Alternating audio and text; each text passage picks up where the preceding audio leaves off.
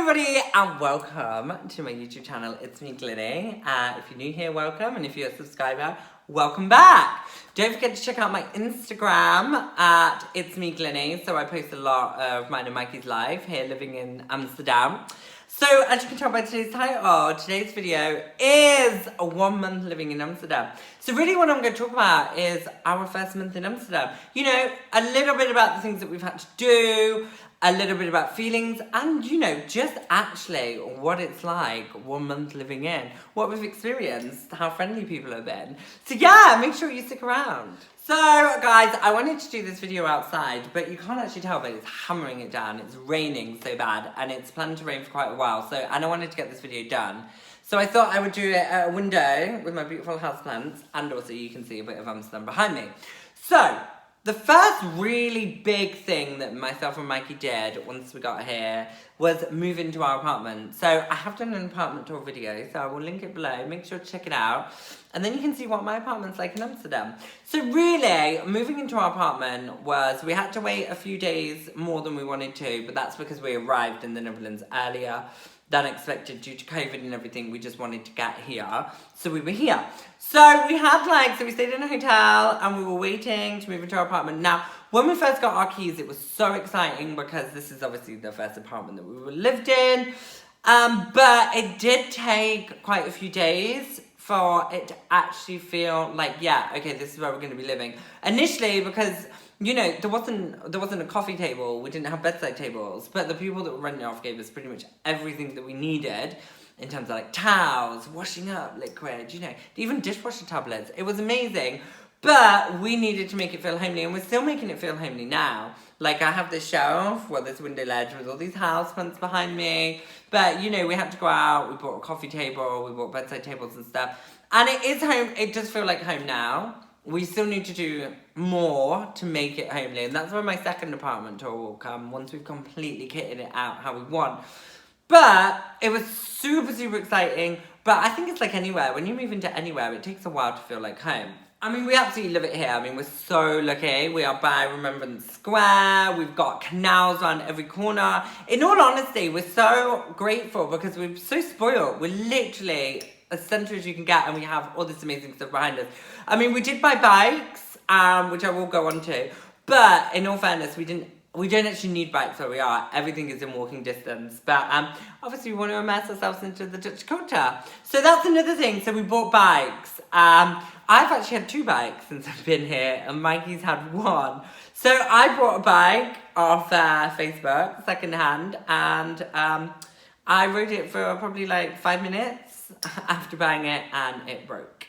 And then, yeah, Mikey blamed it on me, saying that I did something wrong. Maybe I did, I don't know, but it broke. And then we were like, okay, let's get it back to the apartment. Mikey was gonna have a look at it and fix it, and yeah, it just was broken. The chain would not stay on, it kept coming off, and we tried changing gears, and you know what, it's a lesson learned. Luckily it wasn't too expensive, but what's really funny actually, and this is 1 month into living in Amsterdam, I actually witnessed somebody. So we kept it out the front, and we didn't have a lock on it because it was broken, but we kept it on the street, you know, out the front. We actually sat here one weekend and we watched somebody trying to steal my bike.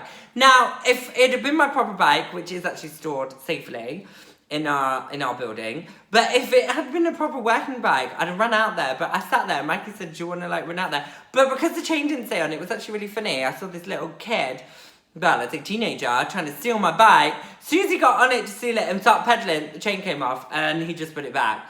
So I've actually witnessed, within our first month, somebody trying to steal our bikes. But Mikey got a really good second-hand bike off Facebook. I got a second-hand bike off Facebook. And both of them are amazing, and we love them now, and we love cycling around. And as I say, check out my Instagram. I often put stories of us cycling around the city. But that was another thing that we did, and you know, it all worked out in the end, but we did have that mishap at the start. So another thing that we had to do first month in is get our BSN, which is basically like national insurance number. You can't get a bank account, you can't get health insurance, you can't really start a job without it either. So that was a really big thing that we did. Now, I have done a video on how to get your BSN, so if you are interested, I will also link that down below. So, yeah, we had to get our biggest end. Now that was a really, like, as I mentioned in that video, it's something that's so important. So for me and Mikey, I was like bricking it. I was like sat there in the office, like really scared, like, because it's so important and, you know, it enabled us to do so much. I think Mikey was a little bit, you know, a bit tense as well. But that was all done, so that was like a really important but exciting thing that we did, and I felt really good afterwards. I just thought, I felt like we'd achieved this milestone, and that we were like, yeah, we can move on to the next step. And talking about needing a BSN to get a job, I started a new job. So we were here 2 weeks, and I'm very blessed and very grateful I've got this really great job. But starting a new job during COVID was pretty crazy because, you know, everything was all done remotely and, you know, it was all done really, really well. And I'm really enjoying my job and I absolutely love it. But I part of my role is to be on the phones with customers. And I tell you what, trying to learn a new job and talk to customers remotely can be a bit of a challenge. And it can be quite daunting initially. I was a little bit scared. I was like, because I spent 14 years in pretty much the same company. Everything is so new to me, but I'm loving it. But yeah, everyone's been amazing though, and everyone's been so supportive in my company. So it hasn't been as daunting as, you know, I anticipated.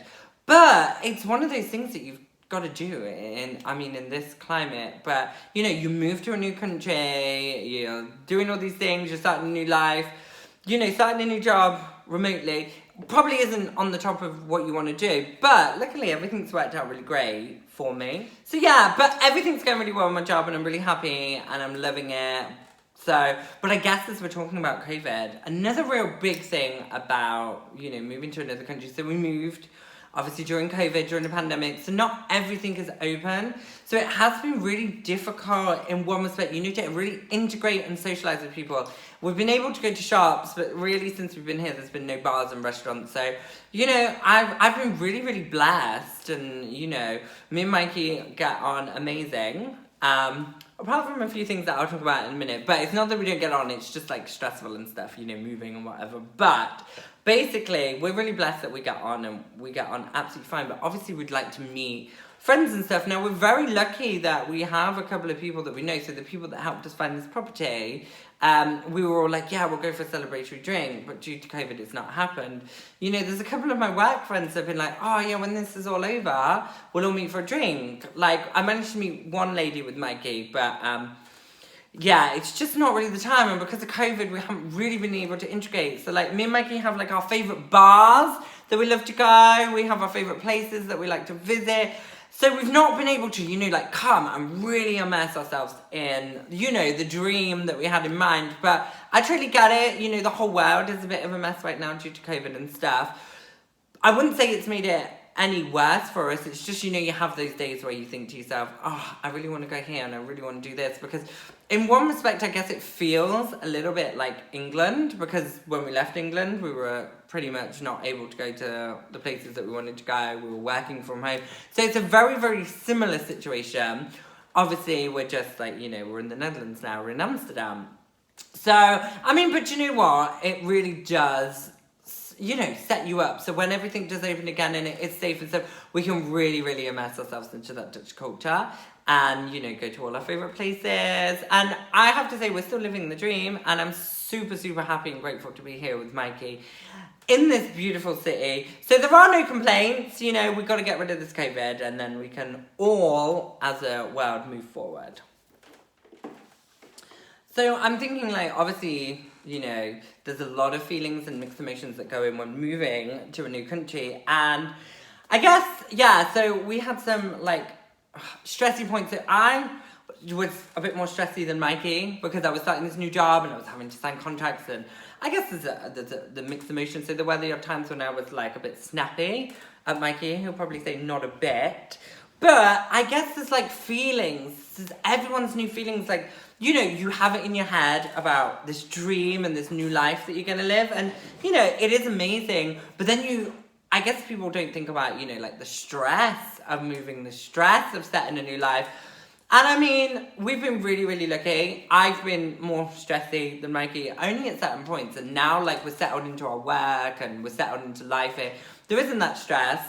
you know, everything's really good. We've done loads of stuff and, you know, we're in a really, really good place. I guess the only really sort of thing is that, like, I mean, when I started my new job, me and Mikey had 2 solid weeks together. We'd moved to this new country. When my first day at work, I was like, you know, sort of went out to the office to have my first day's induction, and I think that was the first day that Mikey just felt really sort of, I guess, alone and really sad because he was at home working and I was at the office, and it was the first day we'd been apart, and I think he felt a bit like really sort of homesick and alone.